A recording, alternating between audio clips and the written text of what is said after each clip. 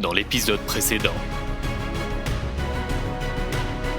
Mr Apple réceptionnait le nouvel iPad Air et procédait à son déballage.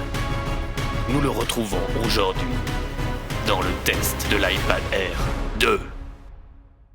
Du côté du design, Apple ne bouleverse pas son iPad Air, mais le fait mincir, 7,5 mm pour l'iPad Air, 6,1 mm pour l'iPad Air 2. Cette séance d'amaigrissement lui permet de perdre plus de 30 grammes.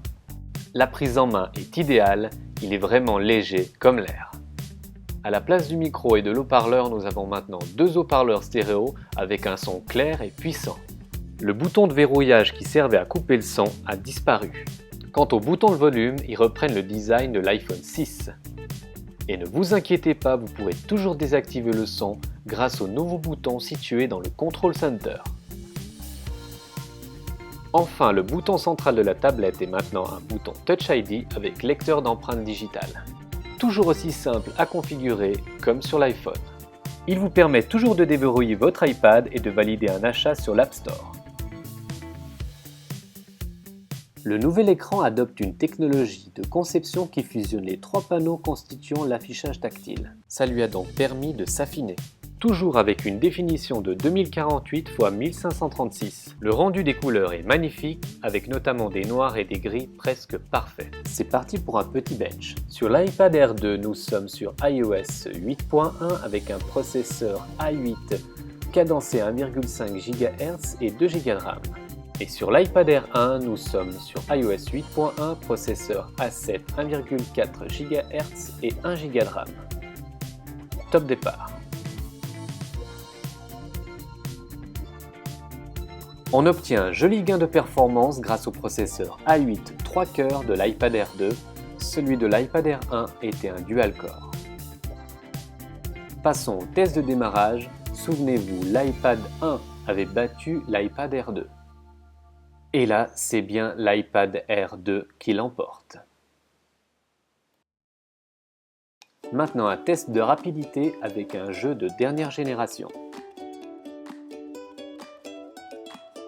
L'iPad Air 2 en sort vainqueur, mais comme je le dis toujours, ce sont des microsecondes et ça ne gâche en rien le plaisir de jeu.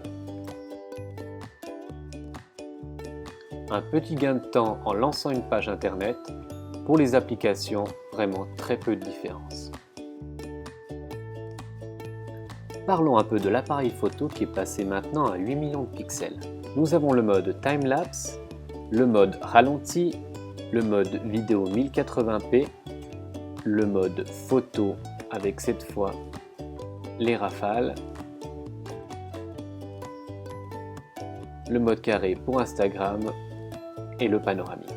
Il est difficile de désigner un gagnant clair entre les deux iPad Air. L'image est un peu mieux définie et un peu plus claire, mais à part ça, pas de grande différence notable, que ce soit en haute ou basse luminosité.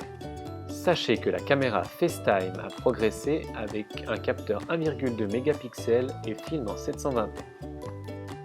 Maintenant un test du mode vidéo ralenti avec une chute de riz, pardon. Un mode ralenti qui est toujours marrant à 120 images par seconde mais qui donne un moins bon résultat que sur l'iPhone 6 avec ses 240 images par seconde.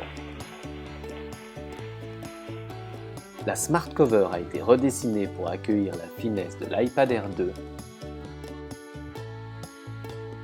Elle permet toujours de verrouiller et de déverrouiller l'iPad et de le mettre en mode trépied, toujours très utile pour regarder un film.